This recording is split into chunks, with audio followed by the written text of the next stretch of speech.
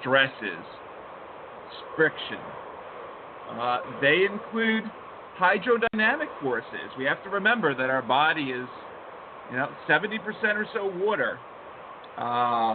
We have water in our bloodstreams, water in our cells, water in between the cells, constantly moving, constantly in motion. So we have various forms of electricity and various forms of magnetism that exist within our cells, within our tissues and our organs.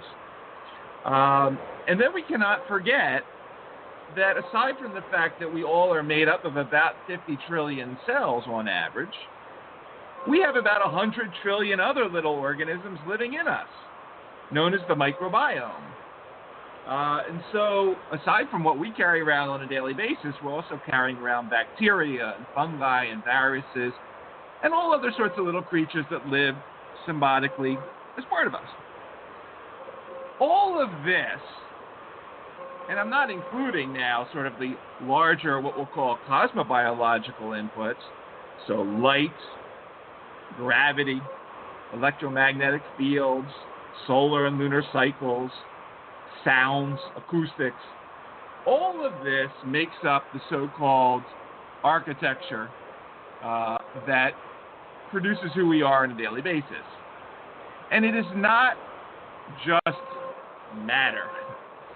It is not just biologic stuff floating around randomly. There is a process to this. And at its lower level, as I mentioned, in the area of sort of quantum biology and what we're learning now, yeah, it's genes, it's proteins, it's chemicals, but what is all that stuff?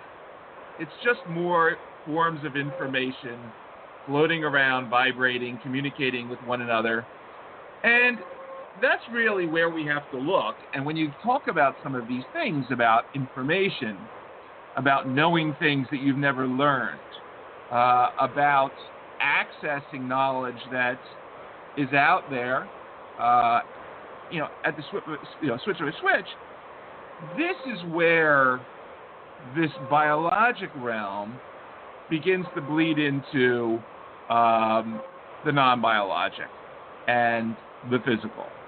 And so when we talk about things such as I mentioned before, the ability to remember in organisms, as an example, that have no brain or have had their brains destroyed, or the fact that our brains turn over dozens of times in a lifetime, our thousands of our brain cells, hundreds of thousands, are dying every day to be replaced, yet somehow holding on to extensive amounts of information, we really have to think a little differently with, our understanding of how this stuff happens, about how we know these things. And so, I love, you talk about many of the phenomena that you experience. I love just reading about the children that are studied down at the University of Virginia at the Center of Perceptual Studies. These young children who know stuff about people that lived 100 years ago that they never could have ever learned.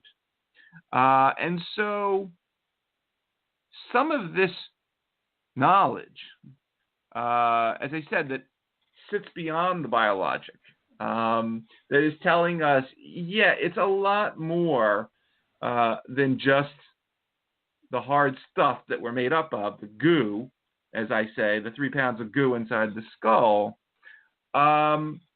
It begins to become a little clearer. And so, whether we're talking about novel forms of communication, psychic abilities, precognition, postcognition, or, what happens after death, where memories go, where the mind goes. There are a lot of unanswerables at this point that nature and all the creatures that we study with these superpowers have clues to offer us. And that is why we are so interested in studying them and why we spend so much time with non-humans in the laboratory, because they have a lot more creative, interesting answers for us. if you just go one level stepping back, what are the stories that people are telling? What makes them access those stories and take the time to bring them down through their mind, body, souls, and out their mouth? You know, what are these stories, and why are people telling them? And what makes them real? I think we're living in a virtual reality. I think this is all some kind of game that we've created for maximizing diversification of creation. And we've all, what is that, live action role playing? Oh, live action role playing. Yeah, that's the way we're supposed to talk on these. And when we get to the can't prove stuff, that's why Ira's so important. He can come up with some words that maybe we don't know. Like, let me try this on him, Janet. And Janet, you haven't heard me say this. Ira, can I tell you something really out there, like in Roswell land? Tell me something out there. Sure, go ahead. Okay, well, just that one thing with where the light came from. I went to the window and looked, but it came from somewhere because I really did see it. I didn't imagine it. Now, another part I want to say, Janet. Wait. I'm lost. What light where? I missed the part of the story. Light what that light I wrote are you talking about? It was the light that came in back. You were in my life.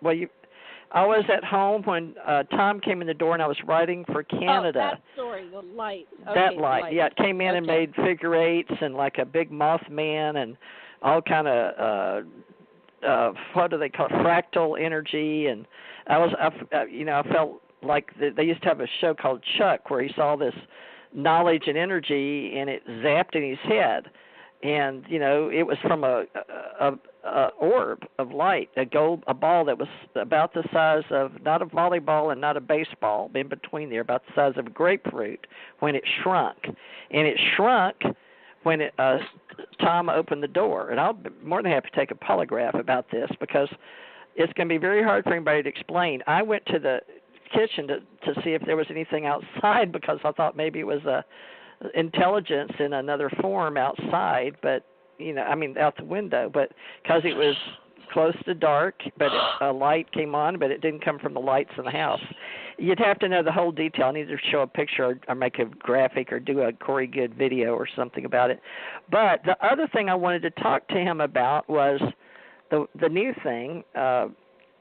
I get information, and it came to me a couple of days ago after all these years of talking about Andromeda and not knowing because we used it as a point of reference. But this intelligence came and told me to say, and I put it on Facebook, beginning my Beta Zeta life. Beta Zeta Andromeda life. And I was like, what the heck is that? So I stuck it into, I wrote it on Facebook before I even knew what it was. It just some little funky thing to say, which I don't normally play the woo-woo game.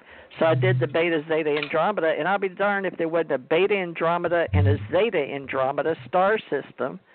And so I copied them real quick. And it was like I went, that's where part of me lives. There's a part of me at 24/7 that has always had a point of reference, a point of origin out in space. And that's where I relate to a major part of me as a point of origin. And when Tom and I were doing spacecraft ships and visual, like plasma screens and stuff, I was connected to a guy named Philip Coppens. And he was able to do Egyptian and get on a show. But he and I had it's very esoteric past life together. And I called him Philippe, but it was very Greek and Atlantis kind of stuff. But people don't need to know all that.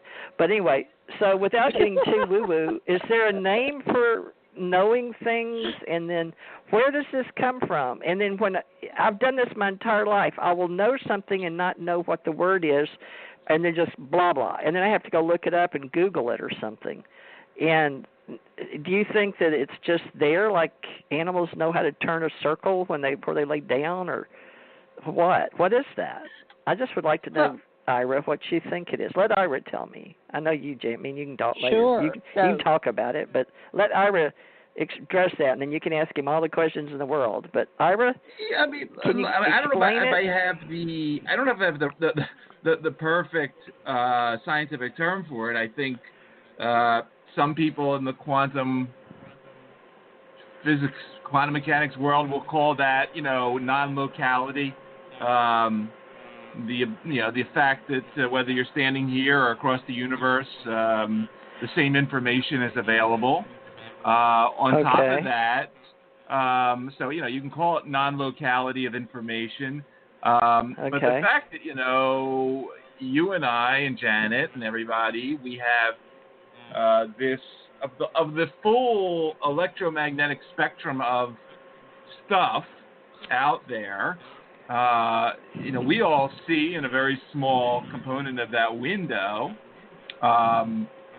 Meanwhile, you have what? You have wolves that see infrared, and fish and bees that see in ultraviolet, and you have birds that see electromagnetic wavelengths and can magnetic navigate.